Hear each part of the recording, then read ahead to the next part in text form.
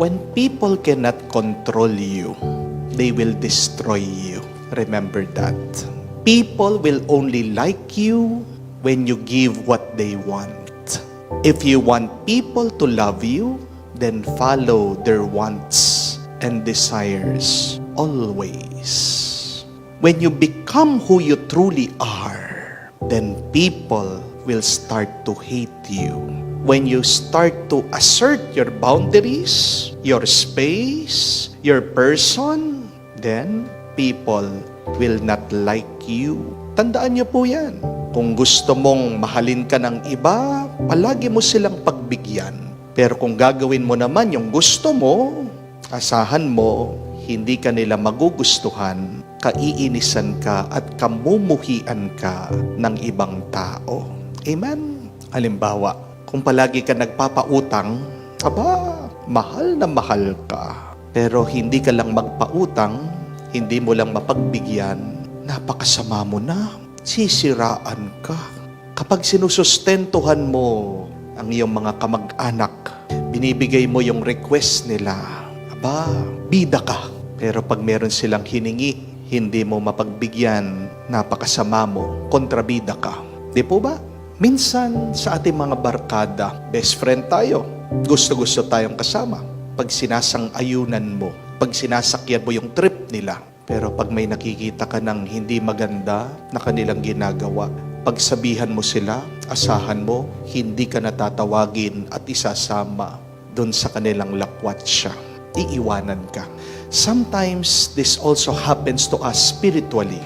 We have to understand that when you fight the evil one, when you try to resist the temptation of the devil, remember this, the evil spirit, Satan, will make life very difficult for you. Subukan niyo po kayong mga nalulung na sa sigarilyo. Pag sinabi mong, ayaw ko na, iiwanan ko na itong pagsisindi ng sigarilyo. Tama na, sawa na ako, nagkakasakit ako. Tignan niyo po kung ano yung magiging epekto sa katawan niyo. May lilitaw, paunti-unti na sakit. Gusto mong magbago pero ginagawa na masama, na mahirap na magbago ka. Iwanan mo yung iyong bisyo. Kung minsan nilalabanan mo na ayaw ko nang manood ng malaswa. Paggabi nakahiga ka, may mga malalaswang larawan na pumapasok sa iyong kaisipan. Hindi ako makatulog. See, the evil one makes it difficult for you to change, to transform, to be renewed because you're trying to control your life. Ayaw kang bitawan ng masama. That is the truth and the reality of our life. Asahan at asahan mo, hindi ka magugustuhan ng iba kapag sinusubukan mo ng panghawakan ang sarili mong buhay. Pag hindi ka na nila kayang kontrolin, pag hindi ka na sumusunod sa kanila, gagawin nilang mahirap ang iyong buhay. Sisiraan at sisiraan kanila. Di po ba yan din ang ating narinig sa Ebanghelyo? Sinisiraan ang magandang pangalan ng ating Panginoon. Ano ang sabi ng mga Pariseo? Yung mga milagro na ginagawa ng ating Panginoon ay galing daw sa kapangyarihan ng demonyo. Why were they saying that? Because they cannot control Jesus. Jesus was not following their traditions. Jesus was speaking in authority. Jesus was unique. First time na makarinig ng mga tao ng ganitong pangangaral, namamangha sila sa kanyang mga ginagawang himala. So, Jesus was doing something that was out of the ordinary. They cannot control Jesus. That is why they started to hate Him. Hindi nila kamuka. At di po ba, ganyan din naman tayo Pag merong kakaiba, hindi natin kaisip, hindi natin kamuka, hindi natin kasalita, we start to ridicule them. Sinisiraan natin, niloloko natin, kinukutya natin ang mga taong ito. Di po ba? But what did Jesus do? Even if there were people who disliked Him. Was Jesus pressured? Was Jesus affected? Did He become depressed because the Pharisees did not like Him? No, because Jesus was clear of His mission. Hindi naman dumating ang ating Panginoon para pasayahin itong mga Pariseo. Hindi naman isinilang ang ating Panginoon para magustuhan siya ng mga tao. Bakit ipinanganak ang ating Panginoon dito sa mundo? Bakit nagkatawang tao ang Diyos? Para maging sikat siya? Para ba mahalin lang siya? Jesus' mission was clear to him that He came to serve, to save those who are lost. At kung man merong hindi magkakagusto dito sa kanyang ginagawa, hindi mahalaga sa kanya yon. Dahil ang mahalaga ay ginagawa niya ang kagustuhan ng Diyos. So my dear friends, I think we have to ask that question. Who do we really follow? Other people's opinion? Or do we really try to follow God? Tandaan niyo po ito, when you follow God's will, you will experience some resistance, some oppression, and some challenges in your life. That is perfectly normal. Saan nanggagaling po yung mga problema, yung mga pagsubok na yon pag sumusunod ka sa Diyos? Galing sa masama. But here is the good news. Kung sumusunod ka sa Diyos, alam ng Diyos yan. Papalakasin ka ng Diyos. Hindi ka pababayaan ng Diyos na mabigo. Bibigyan ka ng grasya, ng biyaya, pagpapalain ka ng Diyos para magampanan mo yung iyong mission. God will always bless you. God will always strengthen you. God will always guide you if you do His will. And God will never allow you to be defeated by the evil one unless you want to be defeated. You will only lose if you lose yourself to the evil one. Matatalo ka lang sa labanan ng mabuti at masama kung magpapatalo ka. Kaya ang tanong, diyan sa labanan ng iyong buhay, kanino ka ba talaga? Sa mabuti, sa masama, sa Diyos o sa demonyo? And it is also important to ask, who hate me? Why do they hate me? Habang tayo po ay nabubuhay dito sa mundo, hindi mo naman maiiwasan na meron talagang magagalit sa iyo, maiinis sa iyo, meron taong hindi magkakagusto sa iyo. Pero bago ka magmukmok, bago ka malungkot, bago mo tanungin, bago ka umiyak at magreklamo, tanungin mo, bakit kaya hindi ako gusto ng mga taong ito? Ask, why do they hate me? Do they hate me because I did something wrong to them? Or do they hate me because I do not follow them? May pagkakaiba po yun. Ngayon, kung sa iyong pagdarasal at pagmumuni-muni, nalaman mo, nakita mong sagot, kaya pala hindi ako gusto ng mga taong ito kasi meron akong masamang nasabi o ginawa sa kanila. Then, try to change how you act towards them. Try to change your character. Try to change the way that you think, the way that you speak to them. Alam mo na ngang hindi ka gusto kasi sinasaktan mo sila. Ang malaking pagkakamali ay alam mo nang nagkamali ka, nagpapatuloy ka pa rin doon sa iyong pagkakamali. Di po ba? Ngayon kung nalaman mo na kaya pala ayaw ka nila kasi hindi ka sumusunod doon sa gusto nila. Ayaw ka nila dahil kakaiba ka. Anong kailangan mong gawin? Pagdasal mo yung mga taong kinamumuhian ka, pagdasal mo yung mga taong sinisiraan ka, and from a distance, try to send love to them. Amen? Kung hindi nagugustuhan ng mga tao yung iyong ginagawa, alisin mo yung sakit ng loob sa puso mo. Say this in prayer, okay lang. Ayaw nila akong kausapin, ayaw nila akong pansinin, okay lang. Basta't ang mahalaga ang Diyos. Alam niya yung ginagawa ko. Basta't ang mahalaga ang Diyos. Naririnig ako, nakikita ako. Basta't ang mahalaga sa aking buhay ay ginagawa ko ang misyon na pinapagawa ng Diyos sa akin. Iwanan natin yung mga toxic na tao. Sinong toxic na tao? Yan yung tao na pag hindi ka na nila kaya kontrolin, kokontrolin nila yung opinion ng ibang tao sa iyo. Di po ba? Marami yung ganyan. Dahil hindi ka nila kaya. Ano ang gagawin nila para masiraan ka nila, mapabagsak ka nila? Yung mga taong nakapalibot sa iyo, sila yung mga sasabihan nila, kakausapin nila, They will try to manipulate the opinion of other people against you. They will make you look bad in front of other people. Pag ganyan nang nangyayari sa ating buhay, hayaan nyo lang sila. Dahil tandaan nyo po, yung paninira na ginagawa ng mga iba, babalik at babalik din sa kanila. Time will tell who is the true, faithful, and good person. Amen? Malalaman at malalaman din ng ibang tao sino talaga sa inyo yung mabuti, yung tapat, yung mabait. Kaya anong magandang gawin? Unang-una, gawin mo ang kagustuhan ng Diyos. Pangalawa, iwasan mo na palagi mo na lang piniplease, pinagbibigyan ang ibang tao.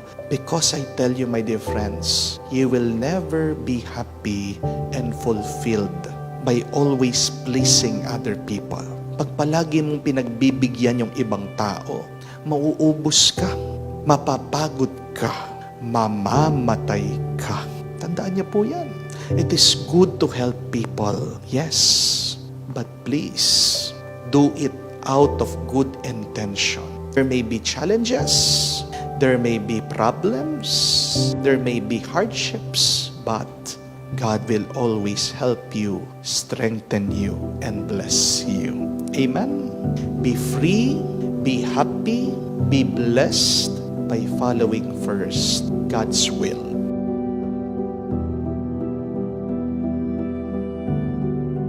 Ilan po ang apostol ng Panginoon? 12. 12. At ilan naman po sa apostol ng Panginoon ang nagtaksil? Iisa. Ano po ang pangalan ng taksil? Judas. Tingnan niyo po yon. Ilan po ang mabuti sa mga alagad ng Panginoon, sa apostol ng Panginoon? 11. Ilan naman po ang naging masama? Iisa. Napakagandang paalaala po sa atin. Kung minsan, kala mo masama ng iyong buhay, masama ang iyong karanasan, iisa lang yan. Kakaunti lang yan. Huwag mong hahayaan ang isang maliit, iisang masamang karanasan o masamang tao na sisirain niya ang buhay mo. Amen? Ang tanong, alam ba ni Jesus na pagtataksilan siya ni Judas? Alam po niya. Kasi ang Panginoon, kung babasahin niyo po ang Biblia, ang mabuting balita, anong sabi? Alam niya, nababasa niya kung ano ang nasa puso ng kanyang mga kaaway, ng kanyang mga kalaban, ng mga Pariseo, ng mga eskriba, ng mga nakakatanda ng bayan.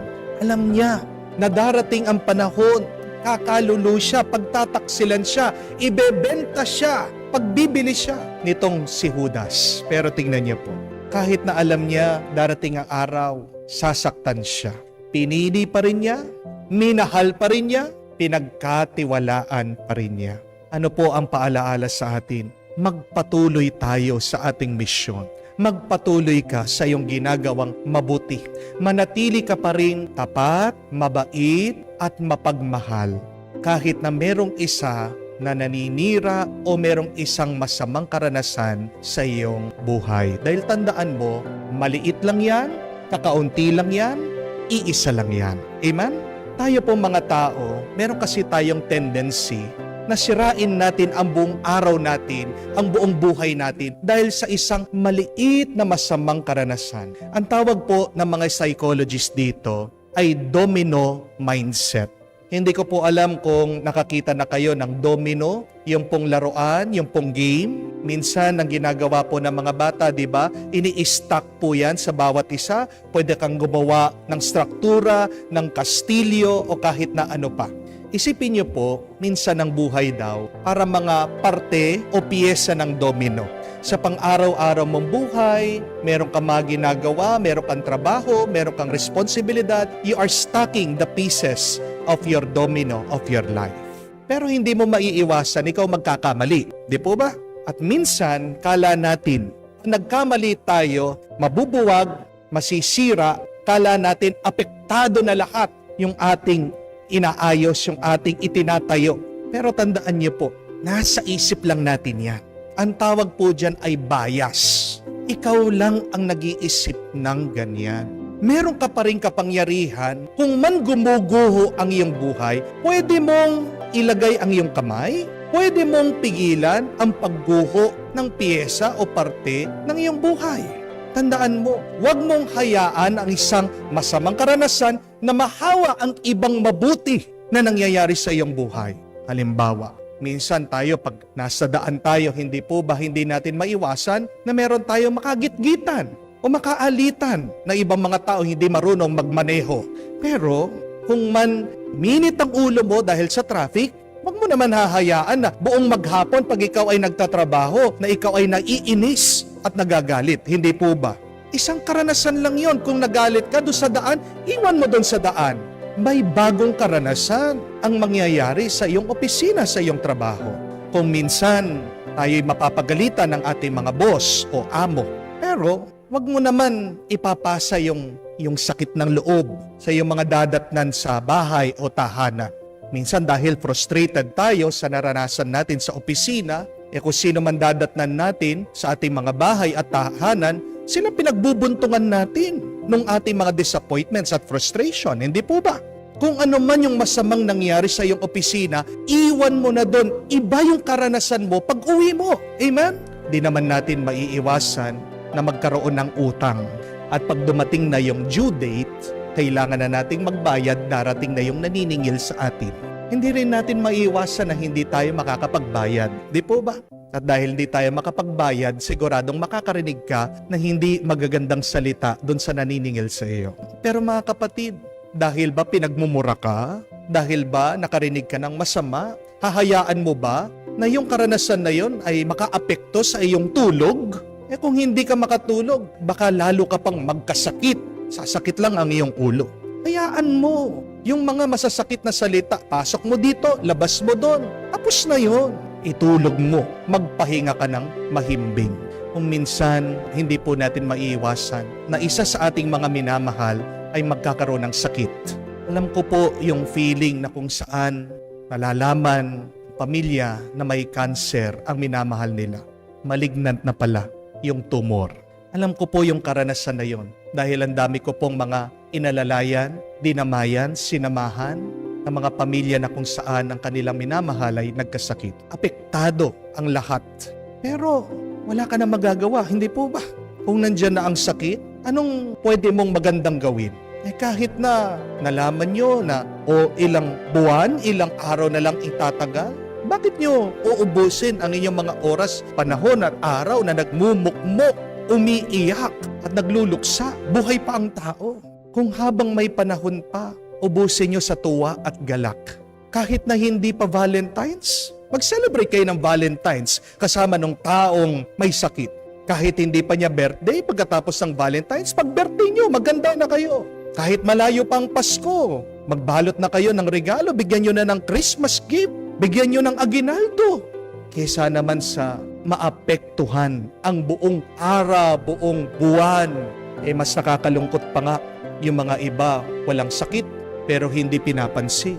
Buti pa nung nalaman nilang may sakit ang kanilang minamahal, doon nila talagang sinamahan at pinaramdam ang kanilang pag-aaruga at pagmamahal. Ang kapatid, huwag natin hahayaan ang isang masamang karanasan na maapektuhan at madamay ang buo nating oras, ang buo nating buhay.